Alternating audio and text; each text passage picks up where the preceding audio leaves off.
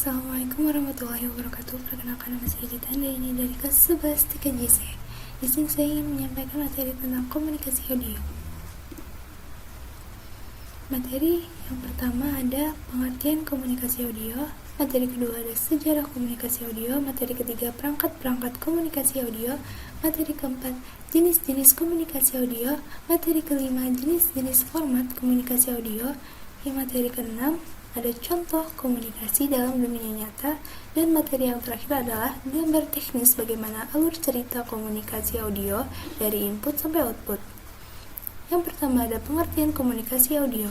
Komunikasi audio adalah bentuk komunikasi yang dilakukan dan terjadi melalui media audio.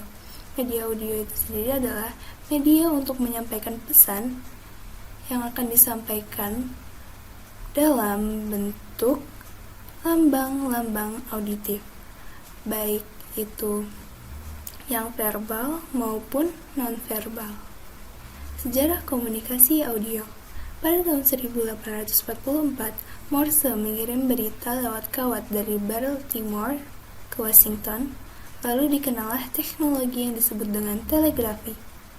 Nah, saat mendengar itu, Alexander Graham Bell berpendapat bahwa tidak cuma bunyi yang bisa dikirim melalui kawat, tapi suara juga bisa melalui kawat.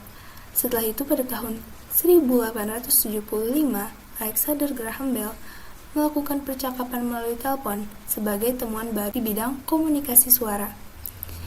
Dan pada beberapa tahun kemudian, tepatnya tahun 1895, ditemukanlah radio oleh Marconi. Setelah ditemukannya radio, Thomas Edison menemukan alat perekam suara dengan piringan hitam yang disebut dengan fonograf. Perangkat-perangkat komunikasi audio. Yang pertama ada audio codec. Audio codec melakukan fungsi kompresi sinyal audio untuk penghematan bandwidth. Yang kedua ada audio controller. Audio controller melakukan fungsi kontrol terhadap pengaruh akustik yang tidak dikehendaki dari speaker terhadap mikrofon. Contohnya kayak bunyi cuitan atau semacamnya. Terus yang ketiga ada mikrofon dan speaker. Mikrofon dan speaker ini merupakan perangkat input atau output dalam sistem audio.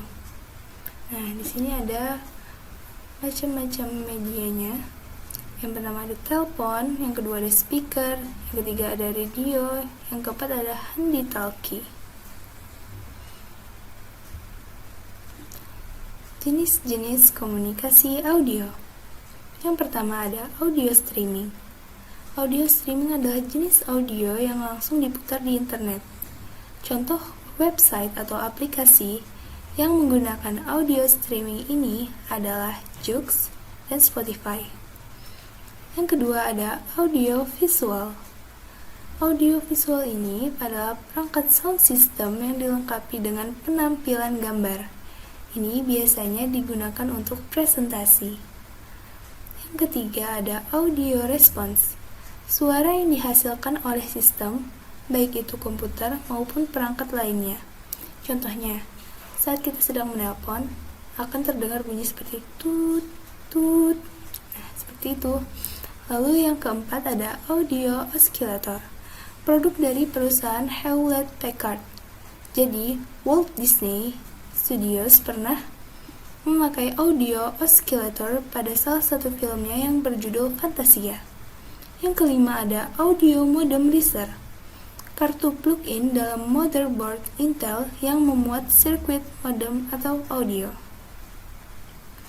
Jenis-jenis format komunikasi audio. Yang pertama ada MP3 atau MPAJ. Format ini menggunakan algoritma audio lossy compression yang dapat mengurangi ukuran file. Nah, MP3 ini sangat populer sekarang ini. Contohnya biasanya MP3 ini ada di lagu-lagu. Oke, yang kedua ada AIFF dan AIFC. Format file audio standar yang digunakan untuk menyimpan data suara untuk PC dan perangkat audio elektronik lainnya.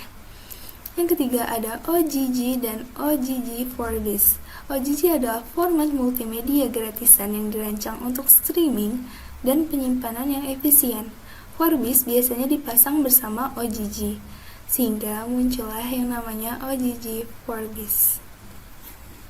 Yang keempat ada WAV, yaitu format file audio yang dikembangkan oleh Microsoft dan IBM sebagai standar untuk menyimpan file audio pada PC dengan menggunakan coding PCM.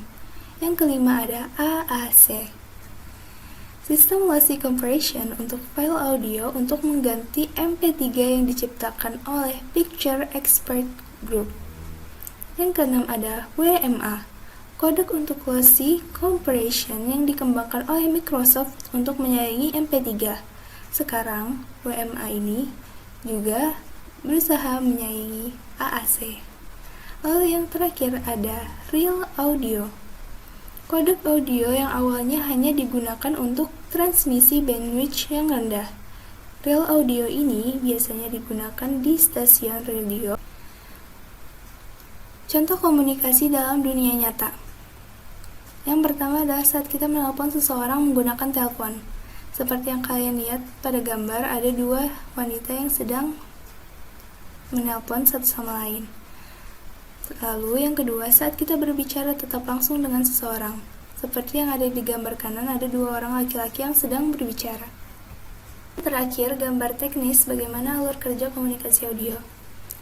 Jadi di sini source pasangannya yang ini, workstation, transmitter, pasangannya modem. Yang jadi transmission system ini adalah public telephone network. Terus yang ini, pasangannya adalah modem. Dan yang terakhir ini, destination, adalah server. Nah, jadi yang di atas ini adalah komunikasi melalui satelit. Dan ini contohnya, yaitu komunikasi melalui telepon. Sekian dari saya, jika ada salah-salah kata, mohon maaf. Assalamualaikum warahmatullahi wabarakatuh.